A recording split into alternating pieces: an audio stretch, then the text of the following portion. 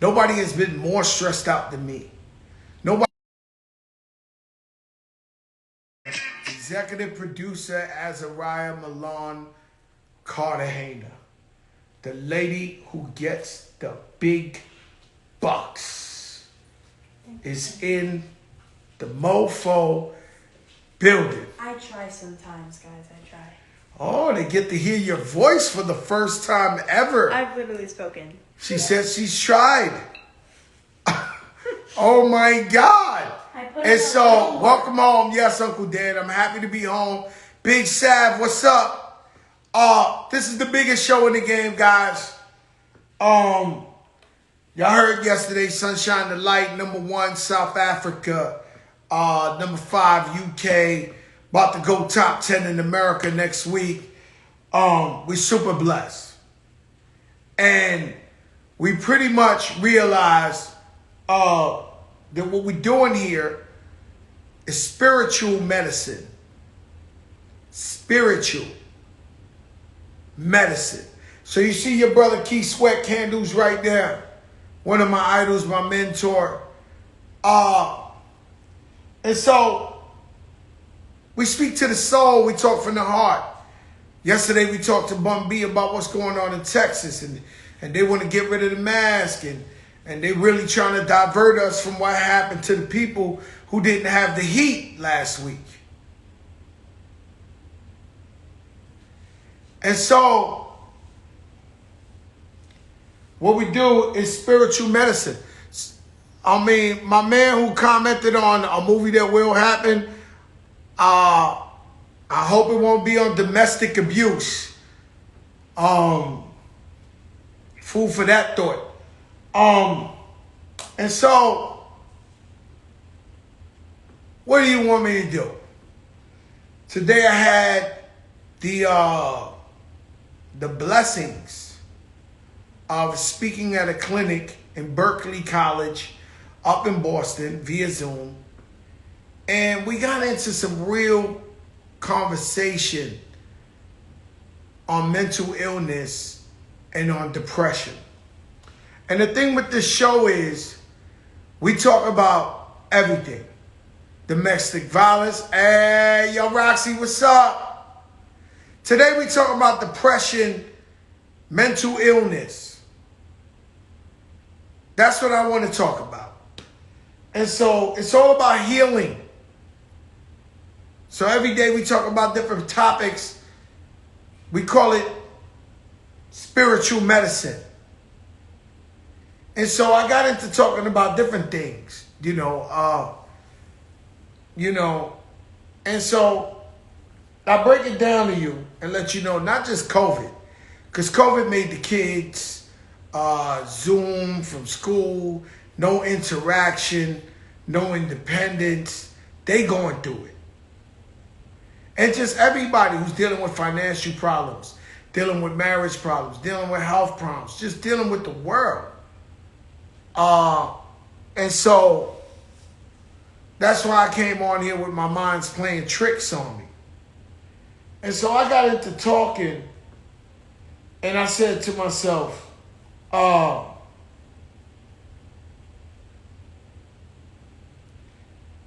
let me break this down to you, right? First of all, let's go into that, right? So I met artists, or I met just people, my friends. My brother JB, who I love to death, one of my closest friends. He's stressed out. So what he does, he smokes cigarettes all day. And he says, I'm stressed out. And he smokes cigarettes all day. We all know that when you smoke cigarettes all day, it's not good for the body. And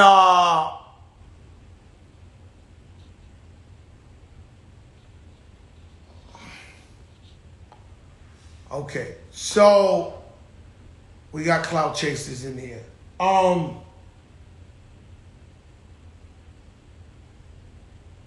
So let me take a picture of this guy so he can never be on my shit again. Hold up,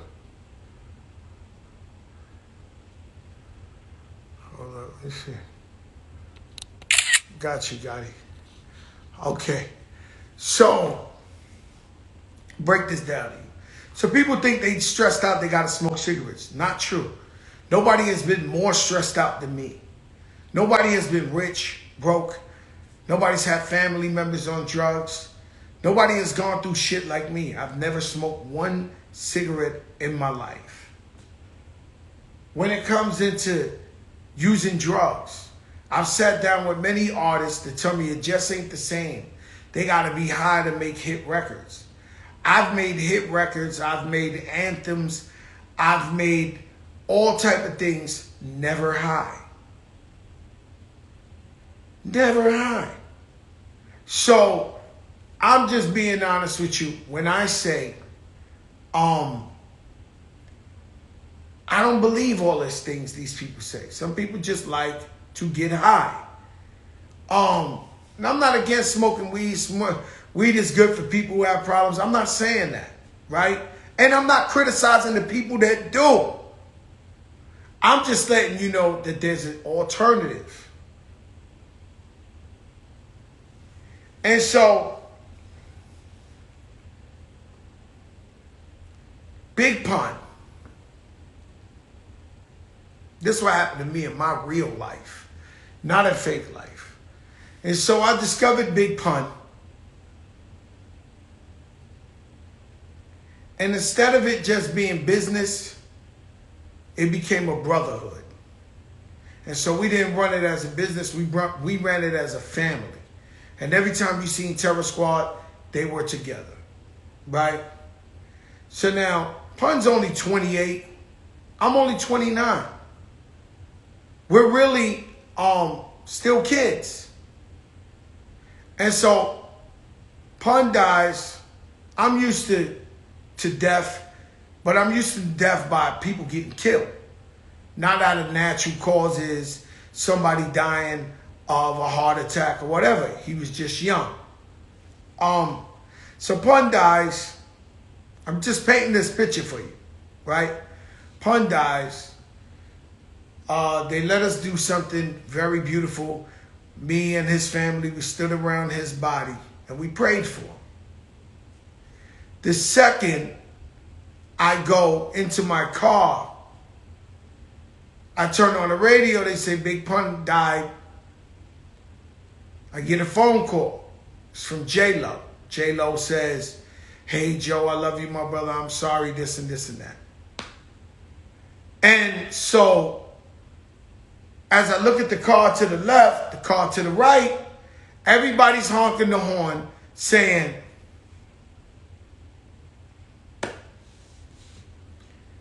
and so, usually when you deal with a death, you go to a quiet place. You get out the way so you can mourn, so you can deal with it. When I went to the restaurant, the girl serving me the food was in tears saying, rest in peace, Big Pun. Sorry about your brother. This, that. We was just that affiliated. So I could not shake it off. What people also didn't understand was that 8 months earlier, my sister was giving birth to a baby. And usually when they gave her an epidural, so she was in so much pain, they gave her an epidural. And the epidural is a big ass needle they put in your spine. And it usually numbs you from the waist down. Ladies, y'all know what I'm talking about. So that you don't feel as much pain. Unfortunately, in Bronx, Lebanon, in the Grand Concourse, they had students. They gave her the epidural. It went from the waist up. Before they knew, lack of oxygen to the brain, my sister's in a coma. She loses the baby. So 8 months prior to Pun, my sister lost the baby. We had to do a funeral for a baby. With my sister being in a coma. Okay? I'm Fat Joe the Rapper, okay? Fat Joe the Rapper. I'm still shaking my ass. I'm still showing up to Jimmy's Cafe like a tough guy. I'm still walking around with Pun and everybody like everything's good. I'm going to a nursing home to visit my sister for 8 months, which is an hour away from New York. And my mother and father's there every single day.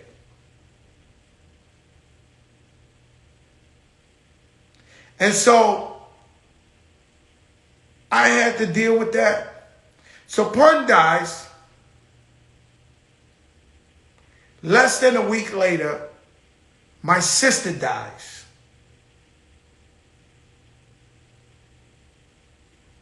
So I'm dealing with Pun. Now listen, guys, I'm still a kid. I was mature. I ran the streets. I know y'all know what's up. But I was still 29 years old. Now I got to do a funeral. So we took the Ortiz funeral. So I bought the whole funeral. Fat Joe bought the whole funeral. They usually have 3-4 funerals. I bought the whole shit. One room was refreshments. One room was Pun. 2 rooms was flowers and shit. When I walk outside, there's about 50 cameras out there. NBC, CNN, all this shit. And I'm still a kid trying to mourn my brother. And so we're going through that. The whole industry's coming through. And it's just overwhelming. It was really, really, it was just getting the best of me, right? And so I have to front like I got it all together. I'm Joe Crack the Dawn, but I'm going through this, then I'm going through my sister.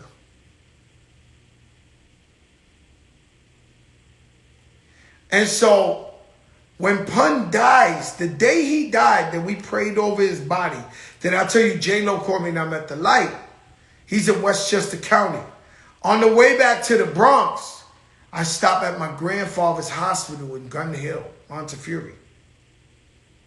So I hang out with my grandfather that day. He's really, really sick. And so I'm talking to my grandfather about Puerto Rico. I'm talking about him, just things that I would never hear. Less than a week later, my grandfather dies. Now, it was so much pressure on me from dealing with Pun's funeral, my sister's funeral, and then my grandfather's that I couldn't take it. I went to Miami. I chipped in money with the family. But to this day, I have uncles and aunts that are mad at me that I didn't show up at my grandfather's funeral. And so now, what I start doing, I get depressed. I start drinking like crazy. I start eating like crazy. And every night I'm drunk. Every night I'm eating. Still in all, I went and got a therapist. And so every Tuesday, I think it was, I would go down there and I would talk to the lady and tell her my problems and things that were going on and, and the whole time I'm thinking, nobody noticed I got problems. But meanwhile, I'm getting into problems with the artists I have, with other people I do business with. And so my whole life is deteriorating in front of me. I remember laying in the tub with no water and just looking at the sky and trying to figure it out because your mind is a Rubik's Cube. So it's one thing, you in the streets, you catch beef in Compton, you can move to Memphis. There's no more beef. You, young boys in Chicago, can have the greatest beef on the south side of Chicago. Move to Atlanta. The beef is over.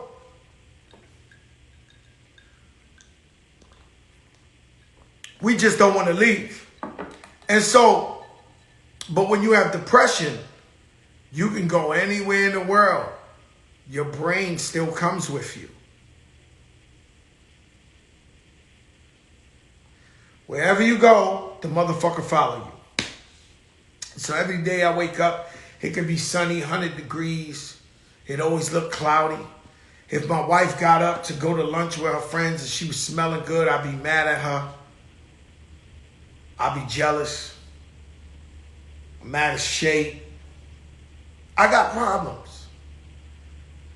But I wasn't too strong or too gangster to go get help. And so for 2 years, I'm beating myself over, yo, what could I have done? Could I have made him, could I have got Pun help? Because we took him to a fat farm, but he came back home, and unfortunately, the fat farms really ain't real. They put you in a place for 2-3 months. You don't see no food. But when you come out, you got every food you want in the world. So, unfortunately, for 2 years, I beat myself up. And one night, we at the wall on 163rd. Every year, Tats Crew would do this big Pun wall, and they would do the big mural. And one night, I was just sitting there, and they doing the wall. 2 years till he died, and 2 dudes walked by. Literally saved my life without even knowing. And they talking, and one of them go, yo, what they doing? And he says, yo, man, that's that big Pun wall. They do it every year. And he say, they do it every year. How long has it been since he died? And one of them says, 2 years. And the shit goes off in my head. 2 years, 2 years, 2 years, 2 years, 2 years, 2 years, 2 years, 2 years, 2 years, 2 years. And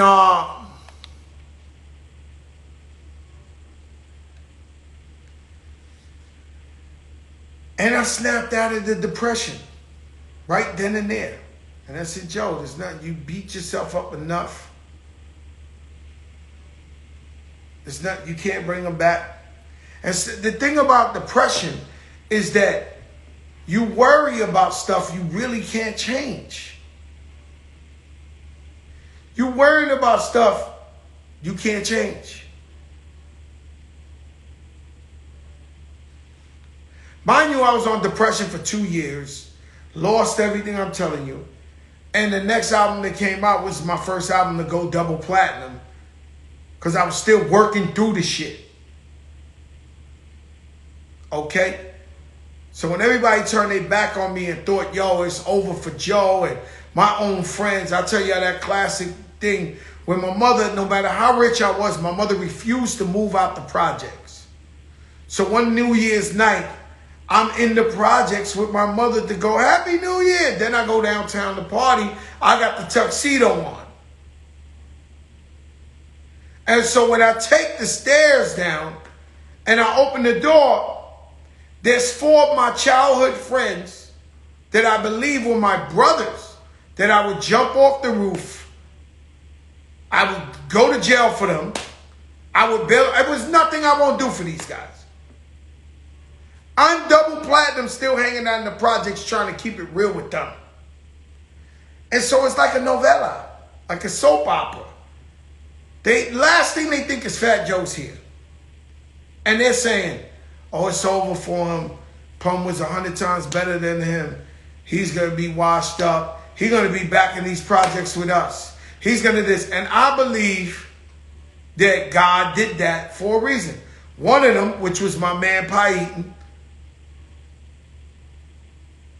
Shout out to Jose. I heard him say, y'all bugging out. Joe Crack is a hustler. He going to do whatever he takes. But I needed that. I needed to see that if my own friends that I thought were my brothers that I would die for counted me out, then the whole world must really be counting me out.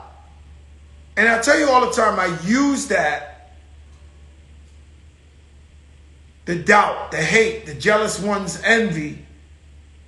Jealous ones still envy. That's why that was the title of the song, of the album. I use that as fuel to rise to the occasion. Okay? Okay? And me and those guys never been the same again. But I had to refix energy, refix relationships, refix everything. And so we got blessed and we put out the hit album. But if you're depressed,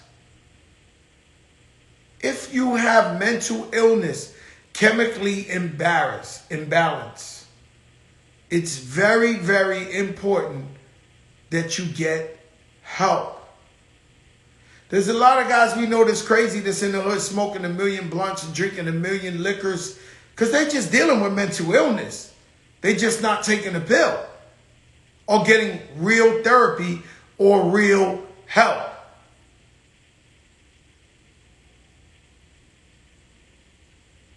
And so,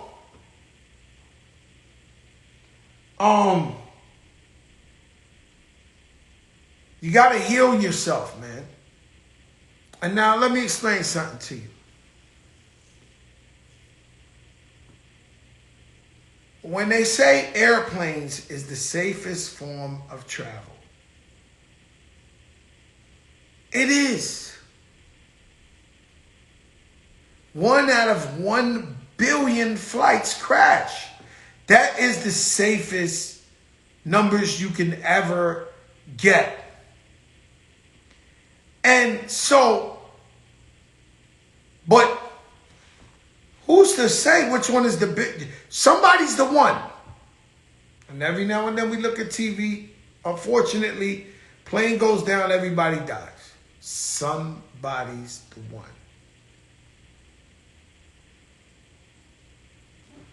Okay? And so somebody is the one who crashes. And so when we see medicine that we all need, it could be it's the vaccine that I keep telling you to get. It's 95% proof. Somebody's the 5. Somebody is the 5. And so we take these medicines and they say on there, the side effect is you don't know what, man. When you're looking at the medicine, oh, depression, oh, schizophrenia, oh, arthritis. They always say this shit. Never happens. You can have 1 million people taking that medicine, but somebody's the one.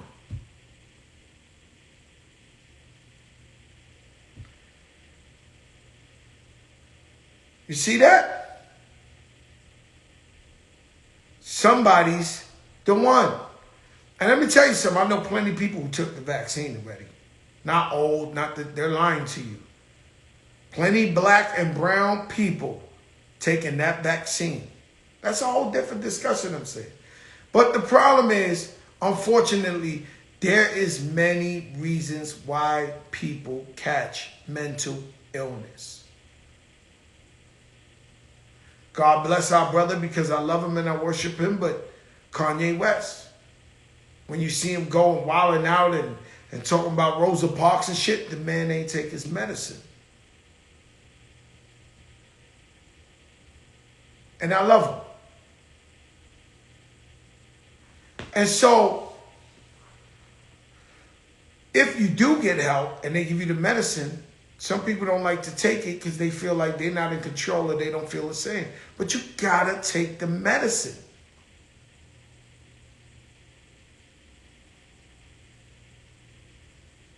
You have to take the medicine. I'm watching this some shit 2 weeks ago on Netflix about a young lady. What was it called? The Cecil Hotel. She wound up not taking her medicine.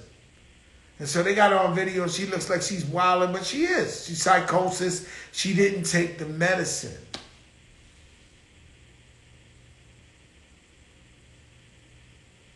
And so if somebody in your family has to take the medicine, give them the medicine and make them take the medicine. I don't know what Kanye is. He could be bipolar. He could be whatever. He's my brother and I love him. It's not a criticism. It's just giving you an example of if you have mental illness and you have a chemically imbalance and the doctor give you a medicine and you don't take it, you end up like that.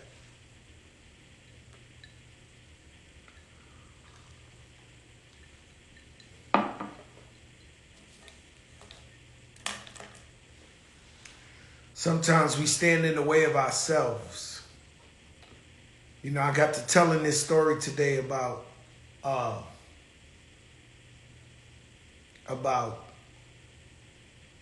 years later, a couple of years ago, I met this man. He was in Miami. He had a linen shirt on, Rolex, wife. Jeff Aronson, me and my wife was there. I had linen shit on and all type of watches and drinking margaritas and shit here in Miami. And he said, hey, man, what's up, brother? I said, what's up? I'm out of Chicago, man. I run a big advertising marketing agency. And so we get to talking. And he says, brother, I got a story to tell you. And I said, shoot, what's up? He said, man, years ago, I had an account. It was the Jamaican beer, Lucky Strikes. You ever seen the red bottle with the white? He said, they wanted you to be an ambassador, a spokesman. And they told me to do the deal. They wanted me to give you $2 million. He said, well, when I came to New York and I spoke to people I knew, they said, hey, don't go around that man. He said, don't go around that man because them boys don't play and they're not sociable. Don't walk up to him. He still found out where I was at that night, Jimmy's Cafe, and he tried to come see me. He said I had 100 guys, so-called gangsters or goons, standing in front of me. He's wearing a suit. He don't look like he's hurting nobody. He walks past 10 of them. Then he walks past the other 10 of them. He says, I'm looking at you with my own eye. You popping champagne, you're having a great time. And they stop him. And they tell him, the Don don't want to talk to nobody. He's looking at them, over them, tippy-toeing. The Don don't want to talk to nobody, homie.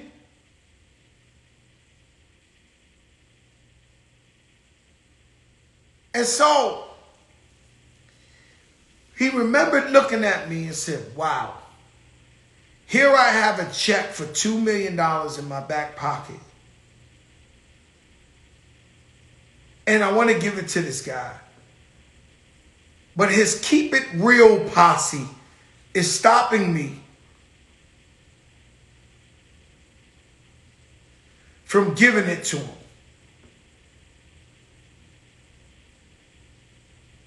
And so I always tell the young boys, man, bro, keep your circle small. Don't stand in the way of yourself.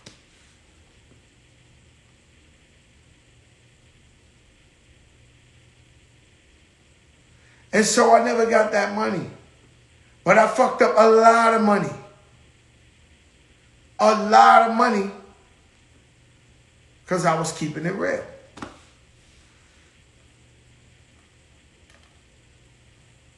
Shout out Coming to America. I can't wait for that one. And if you see the movie based on my idol, Hector Lavoe, he had many demons he was dealing with. Many issues he was dealing with. And he used heroin to get away from that.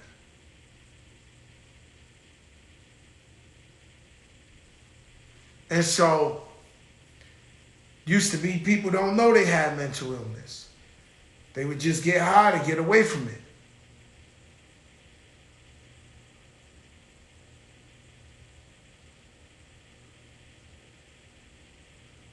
And so, I didn't know no better. When I came in the game, I thought I was going to be the last guy keeping it real. And when I used to see other artists separate themselves from guys they grew up with, who necessarily was fucking up their money, I'd be like, damn, they're not really keeping it real with their people. Yo, he changed. The truth is, you got to move a certain way in order to get that next level of a dollar. Jay-Z made $300 million today again. I told you last week he made $1 billion. Jay-Z cannot be smoking blunts with a posse of 50 from Marcy Projects. We figured that out already, right?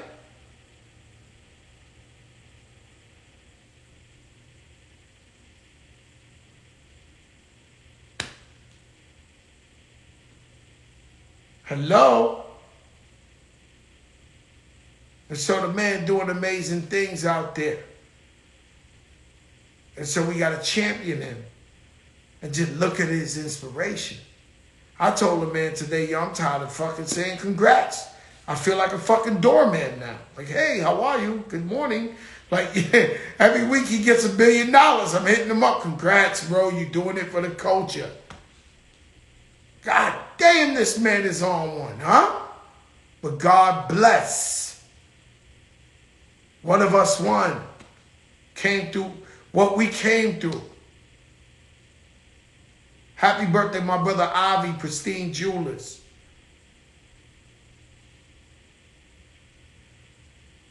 And shout out to my man 2J's. Urban Necessity, Saturday, the collection. If you want a part of sneaker history, I collected sneakers for 25 years. I am a hoarder. And so I got rid of a lot of my sneakers and I gave it to my man, the only guy I trust, 2J's, out there in Vegas. Urban Necessities. Saturday, the video comes out on YouTube. Saturday, the collection is up for sale. You got it? Get it. It's a part of history. It's some serious gems there.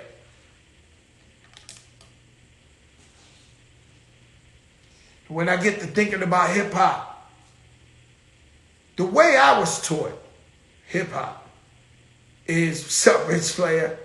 The way I was taught hip-hop is that hip-hop music is the universal language. Hip-hop ain't just black. Hip-hop ain't just Latino. It's Asian, it's white.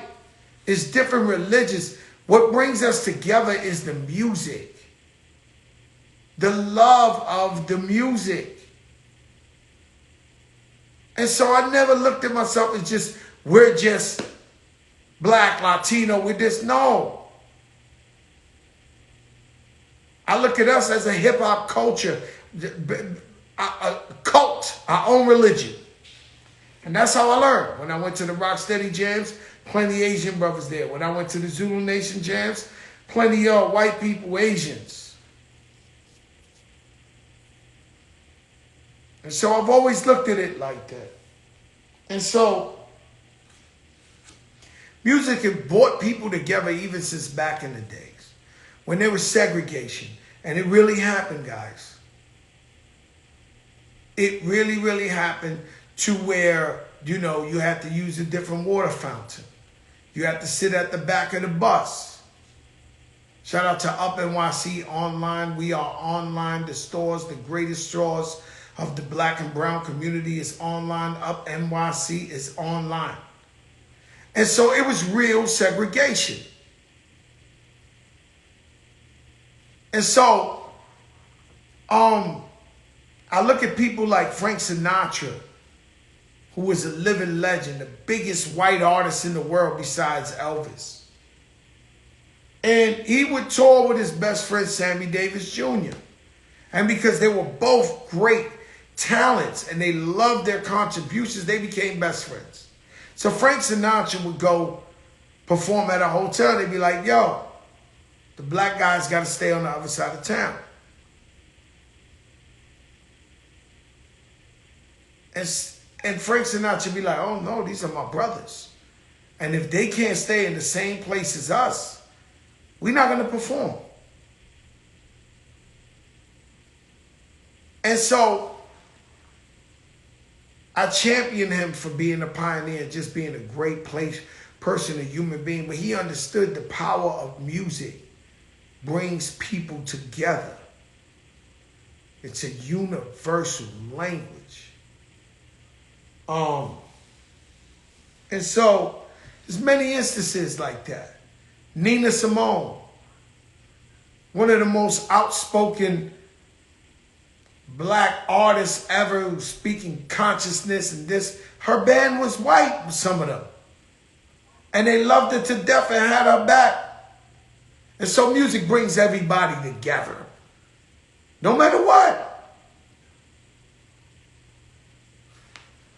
And I love you too, guys, because y'all all saying y'all love the show. No. It's the biggest shit in the game, man. You know, I'm not going to let you talk me out of my blessings. This is the biggest shit in the game. These guys not even close. They don't know real shit. They never went out there and got it. Shout out to my brother Verse on the check-in. Yo, Verse, we got to clean my fucking sister's building. Yo, shout out to the graffiti dudes that I write with out here. They bombed my sister's building. And she's hitting me like, you know these motherfuckers. And I look and it's my guys. I'm like, what the fuck? On top of that, I tell them, the 004, yo, you bombed the building. They sent me the video of them bombing the building. Oh my fucking God. So my life is transparency. My flaws, my wins. I won't let you tell me I didn't win. I won't let you tell me I ain't make anthems. I won't let you say Summer Jam ain't have 72 people fucking leaning back at the same time and Kanye West is peeking out the back. Yeah, I won't. I won't let you say that video I put up the other day of Africa with the kids doing all the way up and the shit looked like a fucking mountain of people just, no. They try to tell me, they try to make me not realize the greatness. I won't let you tell me I didn't discover Big Pun. I wouldn't let you tell me that I didn't dress him myself and do Versace on the man. I wouldn't let you tell me that I didn't executive produce all his albums and I didn't bring every artist on them albums. Nah, you can't do that to me, bro. That's one game we're not going to do. You're not going to tell me what I didn't do when I did it. You're not going to tell me I ain't discovered DJ Khaled. I did. And so I don't worry about, when you see it, Joe, I love this is the bit. Nah, that's why I do.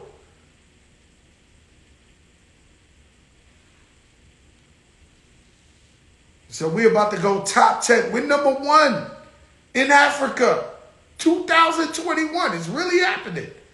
Sunshine and Light. Number 5 in the UK. About to go top 10 in America next week. Shout out Empire, Suchin, Mo. Yes.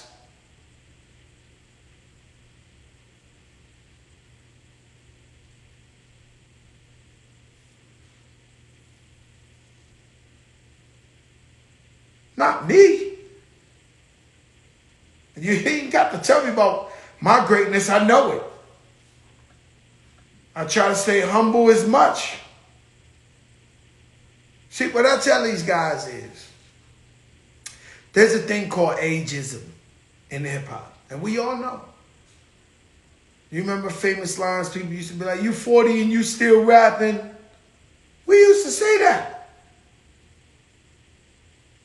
Or this is a young man's game. All that. But what I tell people is, I'm the Big Mac.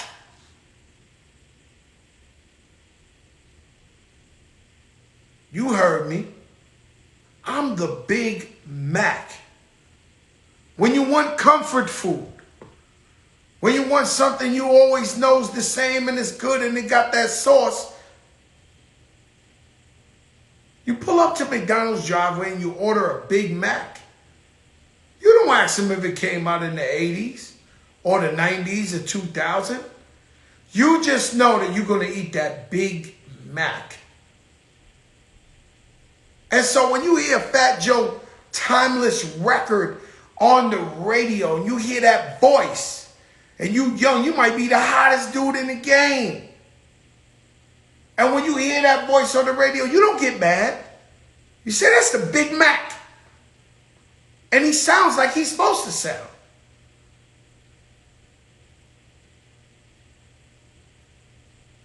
And so hip-hop. Shout out to Melly Mel, Grandmaster Melly Mel and the Furious Five. They just won a Lifetime Achievement Award with the Grammys. And so I went to the little lunch they threw for him. And I sit down and I talk to him. And I realize everything he did for the game. And I'm sitting there and I'm like,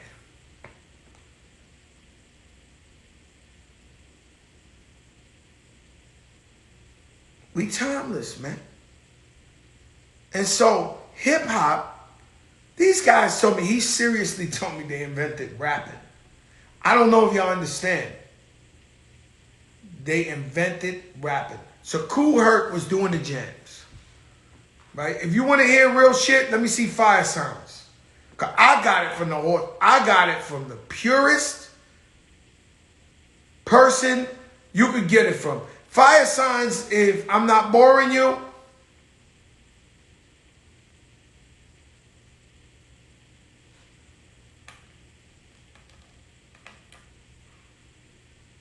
Happy birthday, Obi Toppins. New York Knicks. I believe in you. B. Dot. My brother B. Dot always on the check-in. Elliot Wilson always on the check-in. Okay. So I sit down with Melly Mel. I know Melly Mel since I was a baby. I watched Melly Mel play basketball and the next day do the Grammys with Shaka Khan where he had the black glove on. My brother used to carry Grandmaster Flash's records. Before there was Serato and technology, there were records, vinyls. My brother would carry their records to the jam. When it was over, grab it back and put it in the van and take it back. He never got $1. He just wanted to be down. I guess that was the original clout chase.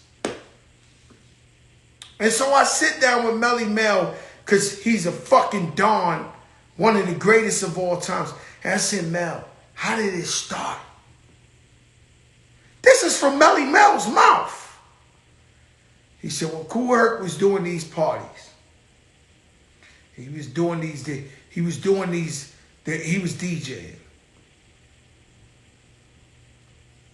And his man, Coke LaRock, would be on the mic. And he would have this echo chamber. And he would go, yo, yo, yo, yo, yo. What's up, what's up? I see Jimbo in the back. Johnny's in the building. We see Craig. Yeah. Yes, y'all. Yes, y'all. And so they heard that. And they said, let's take that to another level. Let's start to rhyme. And so they invented rapping. MCing, they invented the rhyme. Because I'm Melly Mel and I rock so well. And I'm Raheem and all the ladies' dreams. Creole, Solid Gold, the Kid Creek. They put the shit together. They invented hip-hop.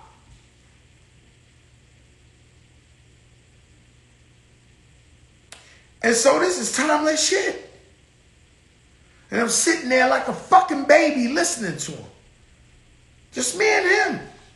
They threw him a lunch. He had no idea. They surprised him. In the COVID, Fat Joe shows up. Sits with the motherfucking Don Melly Mel. Like this. Shout out to Brown Sugar, was the restaurant in the Bronx. I'm like, boom. And so I'm ear hustling, soaking up all this knowledge. I'm like, wow. He's like, yeah, and you know, this and that. And so,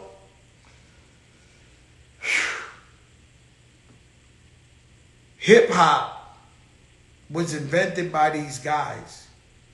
Melly Mel is like 56, 57 years old. Hip hop ain't even 50 years old. It's the youngest genre of music. And so right now, we're the fabric, we're the DNA, we're the blueprint of hip hop. And so if you say Magic Johnson was the first ball player in the world ever to make $1 million a year, Jay-Z just did $1 billion a year, somebody's going to come in the future and make $20 billion like nothing.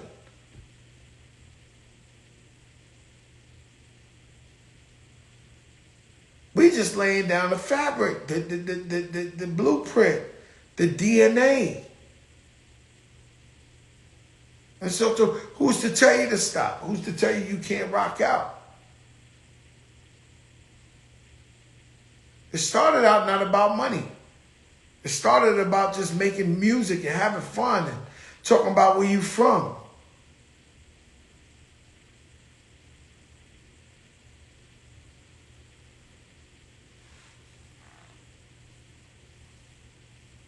So there you have it.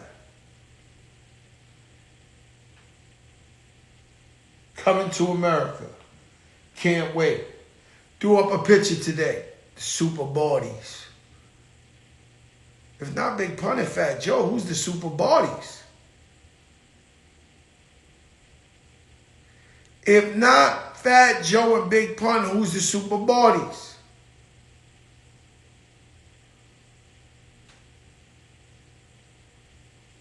So people got it fucked up or confused.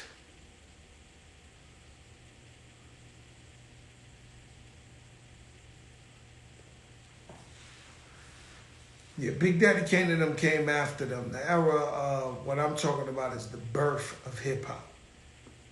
Big Daddy Kane, I actually love Big Daddy Kane, LL Cool J, Fat Boys, Run DMC, Salt and Pepper, Latifah. I love that era more than any other era of hip hop, and that's because I'm old. But when we talking about Treacherous 3, Come On D, we talking about The Fearless 4, we talking about Fantastic Romantic, we talking about Grandmaster Flash and Melly Mel, we talking about Spoonie G, we talking about Busy B, we talking about Love Bug Starsky, we talking about Whippy Whip, we talking about Ruby D, we talking about Charlie Chase, we talking about that time.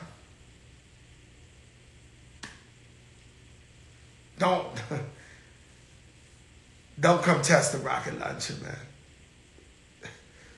You know, I see the kid in the store. Up NYC is online. Up NYC is online. Best sneaker store for brown and black. I see the kid in the store. He said, man, you be talking that shit on your show, Joe. You know some shit. I'll be like, yo, I gotta let him know what it is. Like, yo, you be really talking your shit, Joe. And so, look, one of my secrets to staying out of depression. And so now I'm not depressed, but every now and then when you think of some MC Light 2, that whole era, you want me to name every single person, Houdini, like, it's too many people, man. NWA, whatever, right? So it's Too Short, E4, like, stop, right? So I go, one of the things I do is part of depression is thinking about the same shit over and over again that you can't do nothing about or you can't change. And so what I do is when I think of some bad shit and it's going to get me in that dark side, I go towards the light. I'm like, fuck that, I got to get away from that shit. Whatever they kicking over there, I got to get away from that shit. And so I go towards the light and I leave it in the past. Another thing, I don't care if I argue with my wife to where, we say, toca la vez, when we going crazy or we whatever. The next day we wake up, we forget about that. We got to go on to a new day. Even with my friends, I don't dwell on what happened yesterday. Yesterday was a wild day. All right, cool. Today's a new one. If I love you regardless, whether we have ups and downs.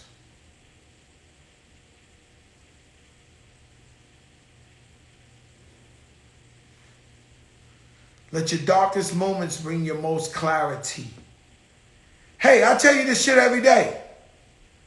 Let your darkest moments bring your most clarity. Well, Fat Joe, what does it mean? It means you were down and out. You needed somebody, your family, your friends, to stand by your side and support you. They weren't there. And now you're back on your feet and God bless you. You still with those people?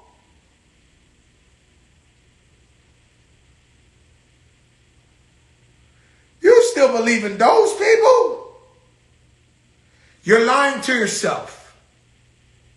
I'm going to tell you a new secret I learned, and I guess it comes with wisdom, is if you got a feeling in your stomach this person ain't really the one for you, or you got some doubt or something, you got to find a way to get away from them. Even though if we have attachments and we got love for them, or we grew up with them, or we just, if you feel in your stomach that they're going to do something wrong to you or got bad intentions, you got to move on.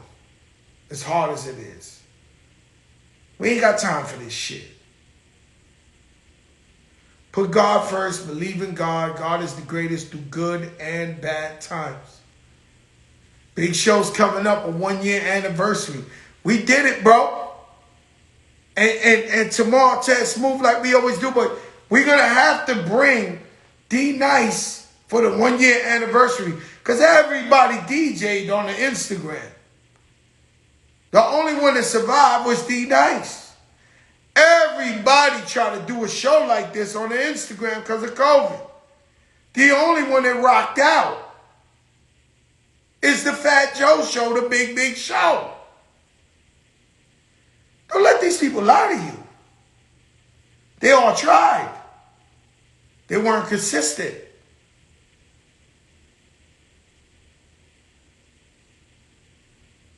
So put God first, man.